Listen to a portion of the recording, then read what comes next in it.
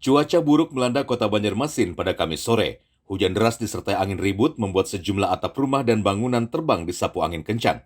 Terjadi perobohan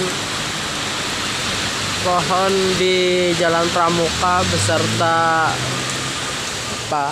Selain memporak-porandakan atap rumah, angin ribut kali ini juga menumbangkan pohon besar seperti yang terjadi di Jalan Pramuka, Banjarmasin Timur.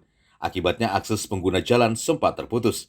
Kejadian serupa juga terjadi di kawasan Jalan Belitung Darat dan Jalan Pere Tendean, Sering Menara Pandang, Banjarmasin. Belum diperoleh informasi apakah ada korban jiwa dari kejadian yang berlangsung selama 20 menit ini. Dari Banjarmasin, netizen Kalsa 1net.